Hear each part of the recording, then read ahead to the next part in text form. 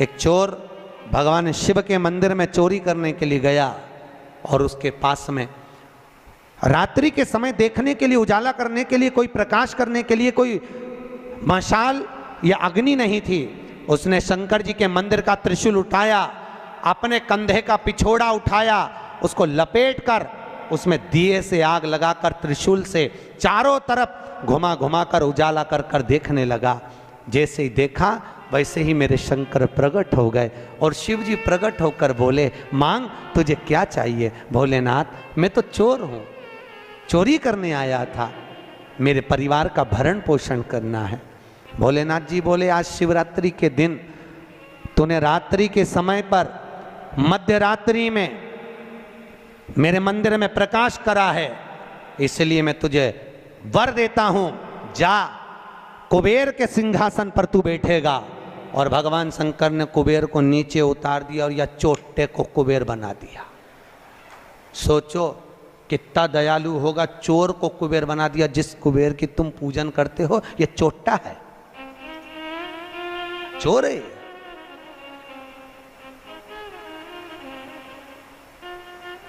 और यही कुबेर जब खूब धनपति बन गया, खूब अपार धन आ गया, तो इसने पूरे 33 करोड़ देवी देवताओं को निमंत्रण करने बुला लिया। आओ साहब हमारे यहाँ आकर भोजन करो। क्यों? सबको दिखाने के लिए हमारे यहाँ का राज सत्ता तो देखो कितनी है। अब वो चोर को कुबेर बना दिया, सबको बुलाया, सबको, और शंकर जी को बुलाना भूल गया। इतने में देवऋषि नारद जी वहीं से आ गए।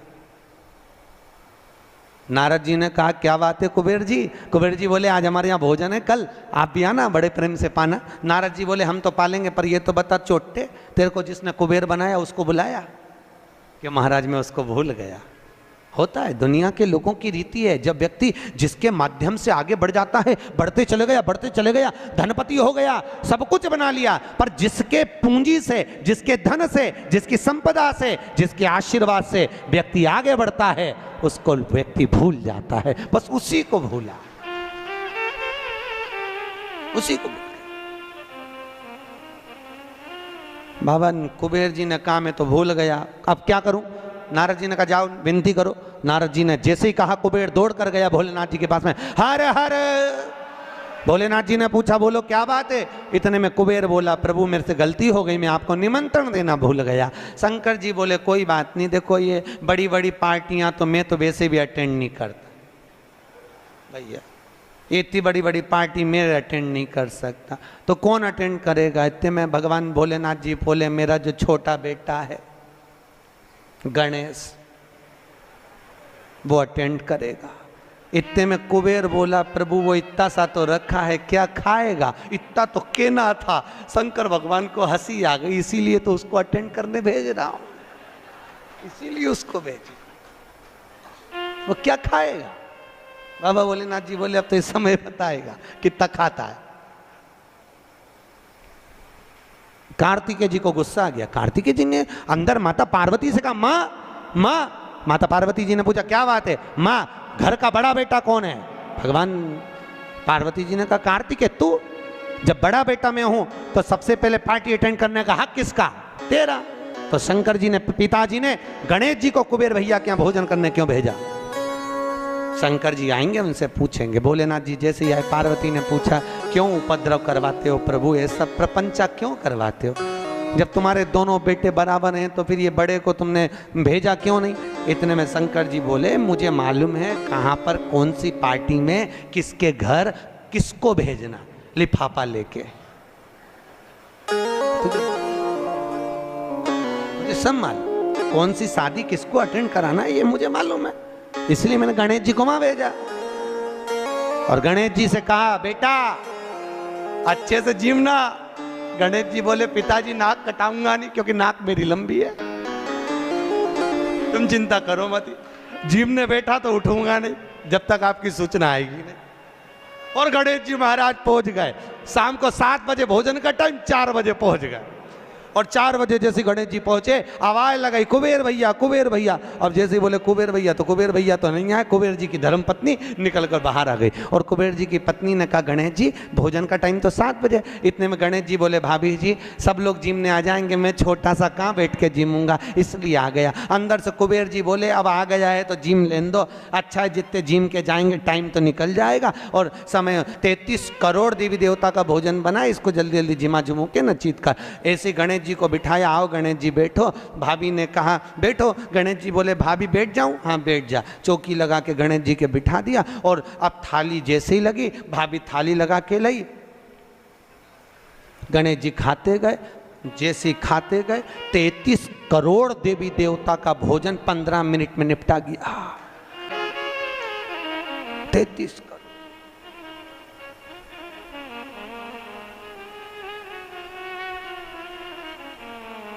करोड़। अब 33 करोड़ देवी देवता का भोजन जब 15 मिनट में निपटा, सारा भोजन खत्म। गणेश जी आवाज लगाए भाभी और लिया। भाभी गई तो चने की दाल की बोरी, चावल की बोरी, आटे की बोरी सूखी सूखी धरी आई, वो सूखा सूखा ही खा गया। घर का जितना माल था, दुकान का जितना माल, भंडारे का जितना माल सब खा गया। इतने में कुबेर जी की पत्नी दौड़ती दौड़ती गई, स्वामी स्वामी। स्वामी जी बोले क्या हो गया? कुबेर जी बोले हुआ क्या कि वो सब खा गया। कि कौन? तो कि वो गणेश। तो कि वो तो इतना सा था। तो वो इतना सा तो है पर तोन जोरदार है, सब खा गया। इतने में कुबेर जी नारद जी के पास पहुंचे तो नारद जी तो आनंद में लगे हुए थे, खूब अलमस्ती। नारद तो नारद, वो अलमस्ती में। श्रीमन नारद सारा भंडार खाली हो गया। इतने में नारद जी बोले भैया उसको तो एक ही रोक सकता है। कौन? कौन रोकेगा? कि भोलेनाथ जी के सिवाय कोई नहीं रोक सकता। जाओ भोलेनाथ जी से विनती करो। और उसी समय पर कुबेर जी दौड़ कर गए भोलेनाथ जी के पास में। हे शिव, हे शंकर, हे कैलाशी, हे अविनाशी, हे भोलेनाथ। भोलेनाथ जी ने पूछा बोलो क्या बात है कुबेर, तुम्हारा मुख उतरा हुआ है? कुबेर जी ने कहा प्रभु वो गणेश जी। शंकर जी बोले गणेश को क्या हो गया? वो दुनिया को सब कुछ कर देता है, उसको क्या हो गया? कि उसको कुछ नहीं हुआ, जो कुछ हुआ 33 करोड़ देवी देवता को हुआ। कुछ बचा ही नहीं है, वो सब खा गया।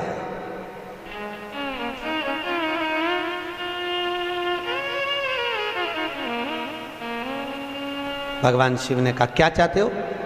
उनको जीमने से रोक दो प्रभु, कुछ बचा ही नहीं है, आप देखेंगे। शंकर जी ने एक दुर्बा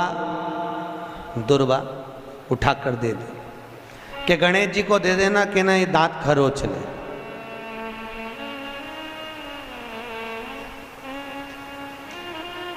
कुबेर जी लेके एक दूबा चले। कुबेर जी ने सोचा खाया इतना है तो एक दूबा से क्या काम चलेगा। जाते जाते उन्होंने दूबा की गड्डी बना ली। आज भी नियम है, गणेश जी को ढेर सारी दूबा चढ़ाने की जरूरत नहीं है। शिव जी ने एक दुर्बा गणेश जी को दी थी, इसलिए एक दुर्बा गणेश जी को चढ़ा दो तो गणेश जी स्वीकार कर लेते हैं। ढेर सारी चढ़ाने से कोई लाभ नहीं है कि बहुत सारी चढ़ाएंगे तो गणेश जी राजी होंगे। तो कुबेर जी ने चलते चलते बहुत सारी उठा ली थी, गणेश जी को ले जाके दे दी। लो प्रभु ये कहाँ चढ़ाते हैं दुर्बा? गणेश जी का जो दांत टूटा है उस दांत की ओर गणेश जी को दुर्बा समर्पित करी जाती है। इसलिए हमारे हिंदू धर्म में 2 तरह के गणेश जी का प्रमाण कहा जाता है, एक राइट सूंड के गणेश, एक लेफ्ट सूंड के गणेश। राइट सूंड का जो गणेश होता है वो घर में रखा जाता है और लेफ्ट सूंड का जो गणेश होता है वो अपने ऑफिस में, व्यापार की जगह पर, दुकान में, धंधे में, पानी में, सर्विस में, नौकरी में लेफ्ट सूंड का गणेश रखा जाता है। जिसकी दुकान, व्यापार, व्यवसाय में अगर राइट सूंड का गणेश रखा जाता है तो लक्ष्मी आती है पर टिकती नहीं है। इसलिए घर में सीधी सूंड का गणेश और दुकान, व्यापार, व्यवसाय में, ऑफिस में उल्टी सूंड का, 2 गणेश। तो इसका मतलब ये थोड़ी ना कि तुम्हारे घर में गणेश जी बैठा तो तुम उठा के कोई बदल लिया, यहाँ कहाँ दिया, यहाँ कहाँ दिया। अब रखे रहने। हमेशा याद रखो, गणेश चतुर्थी के बाद अनंत चतुर्दशी पर जब गणेश जी का विसर्जन करते हैं तो गणेश जी की 2 धर्म पत्नियां, वैसे तो गणेश जी की कुल मिला के 5 पत्नी, कितनी है गणेश जी की? 5 पत्नी। पहली श्री, दूसरी तुष्टि, तीसरी पुष्टि, चौथी रिद्धि और 5वीं सिद्धि। कितनी है? 5। ये व्यक्ति के नाम के आगे जो लिखा रहता है ना श्रीमान, ये श्री संबोधन कहाँ से आया? और एक पीछे लिखते हैं, जैसे नाम के आगे लिखते हैं श्री और पीछे लगाते हैं जा में ई की मात्रा जी। लिखते हैं कि इधर नहीं लिखते? लिखते हैं श्रीमान अग्नि प्रसाद जी, श्रीमान बद्री प्रसाद जी, श्रीमान हरीश प्रसाद जी। तो श्री आगे क्यों आया और जी पीछे क्यों आया? कौन ने लगाया? किस लिए लगाया? कौन ने बताया कि आगे श्री लिखो? किसी के नाम के आगे जी लिख दे, पीछे श्री लिख दे, मर्जी अपनी, अपन कुछ भी लिख सकते हैं। पर किसने कहा कि आगे श्री लिखो? क्योंकि गणेश जी महाराज जब विवाह करने जा रहे थे और गणेश जी की जब बारात जा रही थी तो यमुना जी के तट पर गणेश जी की प्रथम पत्नी श्री गणेश जी के चरण पखारने के लिए खड़ी हो गई। और प्रथम गिनती में जब गणेश जी चलने लगे तो श्री ने उनके चरणों को रोक लिया और कहा, प्रभु मैंने आपका आवाहन करा है, मैं आपको अपने पति के रूप में देखती हूँ। भगवान गणेश जी ने कहा, तूने प्रथमता में मुझे पाया है, जिसके नाम के आगे तेरा संबोधन लगा रहेगा वो जगत में प्रसिद्ध होता चले जाएगा। इसलिए श्रीमान लिखा जाता है। अब जी का संबोधन कहां से आया वो भी समझ लीजिए। हर कहीं से थोड़ी ना लगा दिया जाता है कि जी कहां से आ गया। एक पत्नी भी लगाती है ए जी, और जब वो बोले ए जी तो तुरंत खसक लो जी, नहीं तो 500 गया जी। उसके जी में थोड़ा भारीपन है।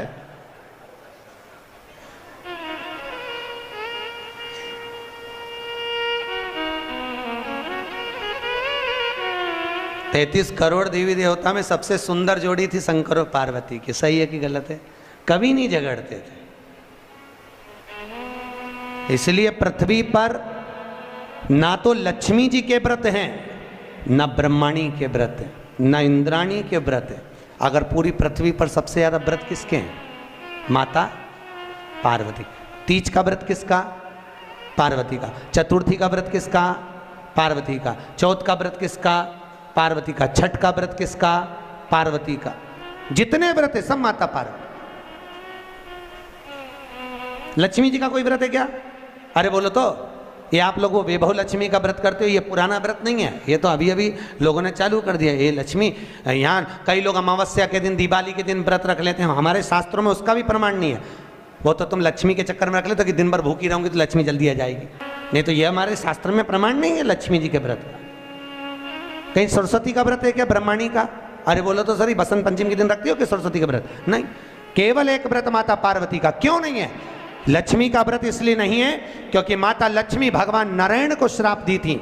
जब लक्ष्मी जी श्रृंगार कर रही थी और इतने में भगवान विष्णु आ गए और भगवान विष्णु ने लक्ष्मी जी का मुख देखा, देखकर हंस दिए। इतने में लक्ष्मी को क्रोध आ गया, हे नारायण तुम मुझे देखकर हंसे हो घोड़े की तरह, इसलिए मैं तुम्हें श्राप देती हूं, तुम्हारा सिर कट जाए और तुम्हें घोड़े का मुख लग जाए। तो भगवान नारायण को घोड़े का मुंह लगा और नारायण का हयग्रीव अवतार हुआ। कौन सा अवतार? हयग्रीव अवतार। ये लक्ष्मी का श्राप नारायण को लगा था, इसलिए लक्ष्मी का कोई व्रत नहीं। ब्रह्माणी ने ब्रह्मा को श्राप दिया था पुष्कर राज की भूमि पर। जब पुष्कर राज की भूमि पर यज्ञ हो रहा था, ब्राह्मणों ने कहा ब्रह्म देवता मुहूर्त निकल रहा है, जल्दी यज्ञ में बैठो। ब्रह्मा जी ने नारायणी से कहा, ब्रह्माणी से कहा, ब्रह्माणी जल्दी चलो, सरस्वती जल्दी चलो, यज्ञ में बैठना है। ब्रह्माणी ने कहा भी आई तैयार होके। ब्रह्माणी तैयार होने में लगी रही, बहुत समय निकल गया, मुहूर्त निकलने लगा। ब्रह्मा जी से ब्राह्मणों ने कहा ये मुहूर्त निकल रहा है। ब्रह्मा जी ने कहा करें क्या? इतने में ब्राह्मणों ने कहा तुम बताओ क्या करें? ब्रह्मा जी बोले आपको जो करना है करो। ब्राह्मणों ने गाय को पकड़ कर ले आए और गौ माता को खड़ी कर कर गाय के सामने वेद ध्वनि करना प्रारंभ करा। जब वेद ध्वनि करी तो गाय के मुख से वेद माता गायत्री को प्रकट कर लिया। गायत्री को प्रकट करा, ब्रह्मा जी के पास में गठजोड़ा बांधकर बिठा दिया। जैसे बिठाया उसी समय पर ब्रह्माणी आ गई और ब्रह्माणी ने आकर देखा ब्रह्मदेव तुमने मेरी जगह पर दूसरी नारी को बिठाया है, मैं तुम्हें श्राप देती हूं, तुम्हारे पृथ्वी पर कहीं मंदिर नहीं बनेंगे। ब्रह्माणी ने श्राप दे दिया।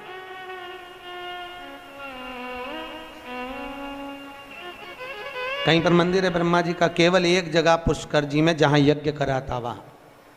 तो ब्रह्माणी ने ब्रह्मा को श्राप दिया, लक्ष्मी ने नारायण को श्राप दिया, इंद्राणी ने इंद्र को श्राप दिया, पर एक माता पार्वती ऐसी थी जो कभी ऊंची आवाज में बात नहीं करती थी। इसलिए पृथ्वी पर सबसे ज्यादा व्रत माता पार्वती के होते हैं। व्रत तुम्हारे भी चालू हो सकते हैं, तुम ऊंची आवाज में नहीं बोलो तो व्रत करा, दिक्कत नहीं है। व्रत तुम्हारे भी हो जाए चालू, बस तुम मीठा बोलो तो व्रत चालू करने में किसको दिक्कत। कई कई बुजुर्ग माताओं के तो आज तक व्रत चलते हैं, सही है गलत है? कई कई माताएं कहती हमारी सास ऐसी थी, इतनी बढ़िया गुरुजी, हमारी दादी सास ने ऐसा नियम बना दिया तो नियम चल रहा है। ये व्रत नहीं तो और क्या? जो सास दादी सास बना के चली गई वो नियम आज तक चल रहा है, ये व्रत ही तो है। उन्होंने अच्छा करा इसलिए नियम चल रहा है। तुम भी कुछ अच्छा करो, खूब प्रेम से बोलो, मीठा बोलो, अच्छा बोलो, तो तुम्हारी बहुएं भी कहेंगी हमारी सास इतना जोरदार बोलती थी, इतना जोरदार, तो तुम्हारे व्रत चालू हो जाए। अब तुम जब भी बोलो तो चामुंडा और चंद्र घंटा की तरह बोलो तो कौन व्रत करे? तुम कौन व्रत करे? मीठा अच्छा बोलो, विद्वत्ता से परिपूर्ण बोलो, प्रखर। अब केवल एक मां, समय आया, श्री वेद व्यास जी ने वर्णन किया है शिव महापुराण का सुंदर लेख कानन। 24,000 श्लोक शिव महापुराण में है, 12 संहिता, 12 खंड है। देखो भागवत की रचना वेदव्यास जी ने इसलिए करी कि वेदव्यास जी को अपने मन में आत्मा की शांति के लिए कुछ करना था, आत्म तृप्ति के, आत्मोद्धार के लिए। और जब आत्मोद्धार के लिए वेदव्यास जी ने श्रीमद् भागवत की रचना कर दी, उस रचना के बाद में जगत के लोगों को जगत कल्याण के लिए, जिसको देखो कोई तन दुखी, कोई मन दुखी, कोई धन बिन रहत उदास, तुलसी या संसार में सुखी राम का दास। भगवान वेदव्यास जी ने देखा दुनिया के लोग बड़े दुखी हैं, कोई धन से दुखी है, कोई तन से दुखी है, कोई मन से दुखी है। तो वेदव्यास जी ने सोचा अब करा क्या जाए। तब वेदव्यास जी ने उसी समय शिव महापुराण की रचना कर दी, जगत के कल्याण में। जगत शिव महापुराण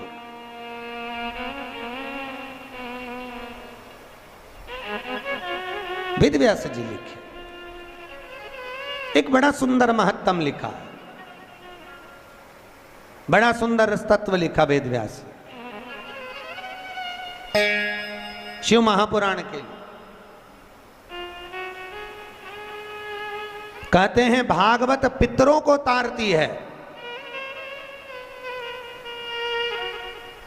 रामचरितमानस जीव को तारती है, पर वेदव्यास जी शिव महापुराण में लिख रहे हैं अगर शिव महापुराण की कथा देखो, भागवत तो गोत्र से तार रही है। काय से तार रही है? गोत्र से। सुनिए भागवत, अरे बोलो तो सुनिए। गौकर्ण ने धुंधकारी के लिए गया जी में पिंडदान करा था कि नहीं करा था? उसके बाद भी धुंधकारी तरा था क्या? अरे बोलो तो नहीं तरा। गया जी में पिंडदान करने के बाद भी धुंधकारी नहीं तर पाया। क्यों नहीं तरा? क्या गया से मुक्ति नहीं मिलती लोगों को?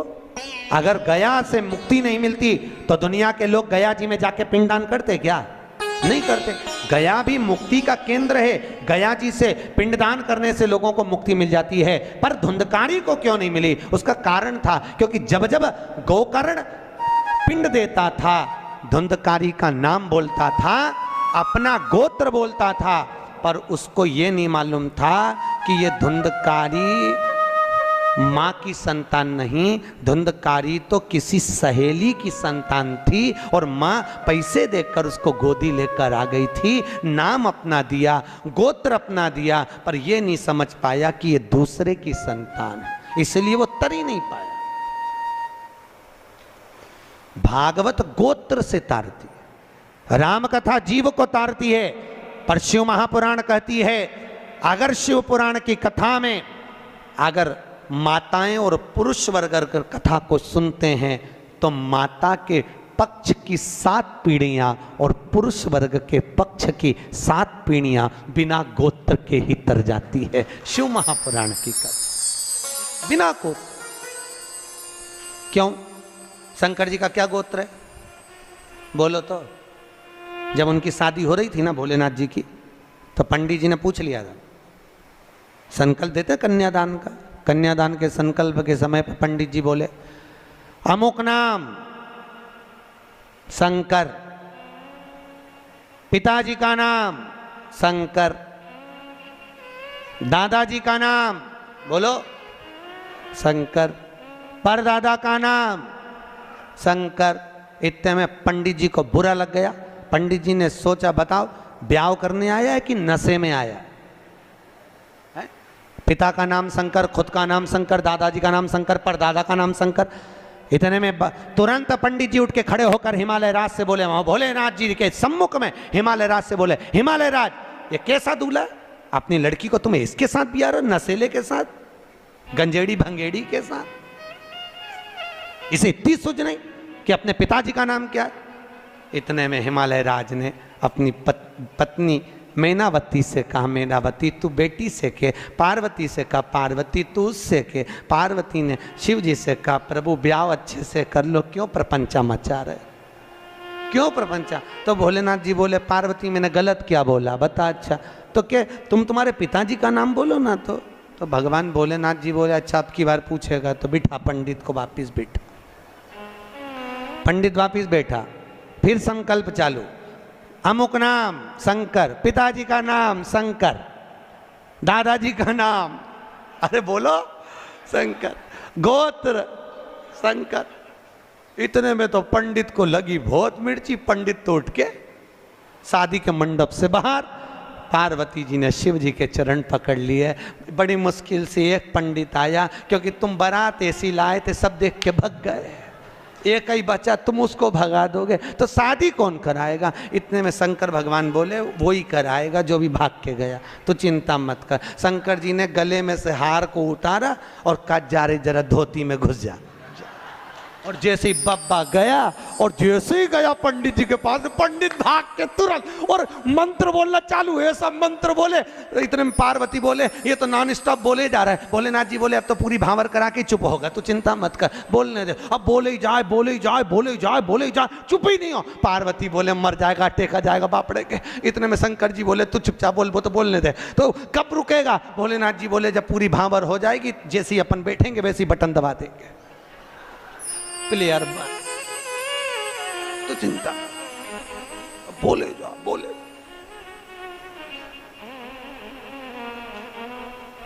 पार्वती बोली, अभी भी चुप नहीं हुआ। भोलेनाथ जी ने कहा, 7 भांवर हो गई, अब तो हार हार। और जैसे ही भोलेनाथ जी ने हाथ धरा, बटन, अब नहीं बोला कुछ भी। शंकर जी ने पूछा, पंडित जी दक्षिणा? अब चुप हो ही बैठा, बोले तो बोलेगा, अगर बोल दे और दूसरा बब्बा भेज दे तो आप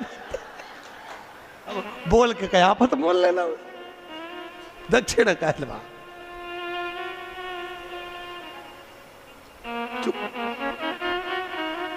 पार्वती जी ने पंडित जी का तिलक करके पूछा आपको क्या दूं?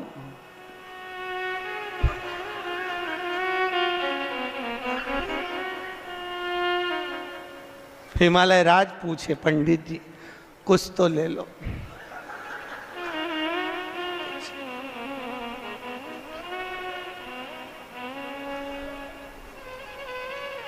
पीछे से ब्रह्मा जी ने कहा तो आप पोथी उठा के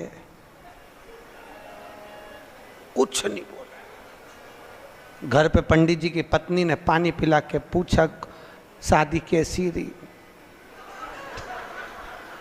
आवाज निकले से तो बोलत रहे, अब निकले तो बोले,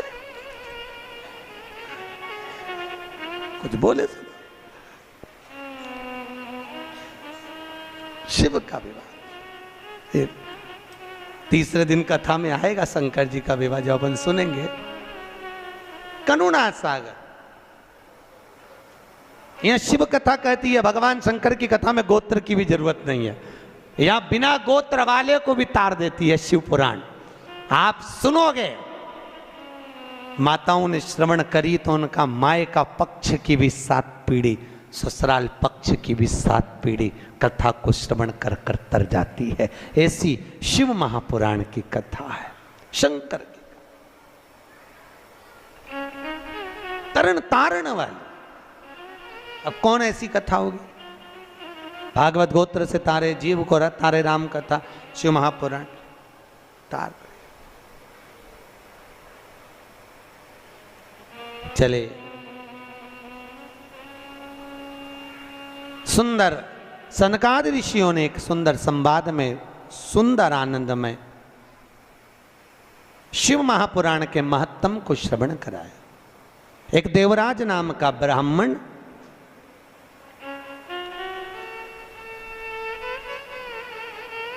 ब्राह्मण कर्म से वंचित रहा।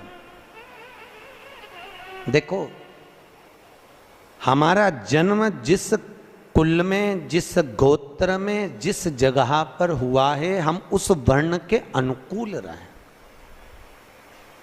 ब्राह्मण का कर्म है शास्त्र पढ़ना, शास्त्र सुनाना। वैश्य का कर्म है धन एकत्रित करना। क्षत्रिय का कर्म है रक्षा करना। शूद्र का कर्म है इन तीनों वर्णों की सेवा। पर आज के जमाने में सब अपने अपने वर्ण से विभाजित हो गए। द्रौपदी के सम्मुख में एक प्रश्न आया था।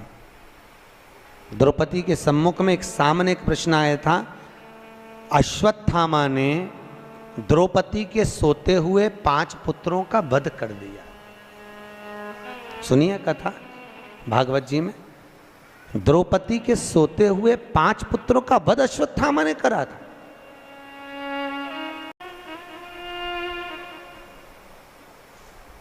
और द्रौपदी के जब 5 पुत्र मर गए, अश्वत्थामा को पकड़कर भीम ने सामने लाकर खड़ा कर दिया। द्रौपदी के हाथ में तलवार दे दी, मार दे द्रौपदी इस अश्वत्थामा को। द्रौपदी कहती है इसको नहीं मार सकती। क्यों? क्योंकि ये मेरे गुरु का पुत्र है, ये मेरे गुरु का पुत्र है। द्रौपदी, इसने तेरे बेटे को मारा, तू इसको मार दे। द्रौपदी कहती है नहीं, ये मेरे गुरु का पुत्र है। ये ब्राह्मण होकर अपने कर्म से वंचित हो गया, पर मैं क्षत्राणी होकर अपने कर्म से वंचित नहीं होंगी। मैं इसको नहीं मारूंगी,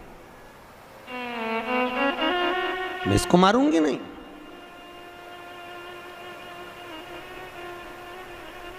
अरे इसने तेरे पुत्र को मारा, तू इसको मार दे। नहीं नहीं नहीं स्वामी, ये हमारी शास्त्र की रीति नहीं कहती कि कोई कुत्ता हमें काटे तो क्या हम कुत्ते को काट लें? ऐसा होता है क्या? अरे बोलो तो सही। पर घर में ऐसा ही होता है, सास ने कुछ बोला और बहू ने पलट के जवाब दिया, तो ये तो वही बात हो गई कि कुत्ता तुम्हें काटा तो तुम कुत्ता काट गई। बात तो यही है भैया। शिव महापुराण की कथा कर रही है। सास कुछ बोले, पिता कुछ बोले, बहू और बच्चों को चाहिए कि पलट कर जवाब ना दे, ना जवाब दीजिए। कई लोग कहते हैं हमारी सास हमें बहुत गाली देती है, महाराज हमारी सास बहुत अपशब्द बोलती है। बोलने दो,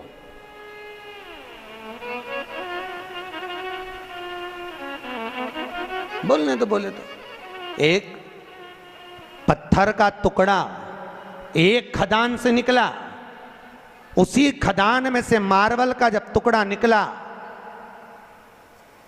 हथौड़ी की चोट दे देकर उसकी मूर्त बनाई गई। बनाई कि नहीं बनाई? वही मार्बल का टुकड़ा जमीन पर लगा है, लोग उस पे जूता रख के चल रहे हैं। वही मार्बल की मूर्ति मंदिर में पूजा रही है। बस अंतर इतना है, जिसने चोट को सहन कर लिया वो मंदिर में पूजा गया, जो सहन नहीं कर पाया वो जूते खा रहा, वो जमीन पर लगा है। सास ससुर घर के बड़े हमको चोट दे दे कर तराशते हैं, पर हमारी आदत इतनी विचित्र है कि हम सास को ही तराश देते हैं, तो हमको तराश।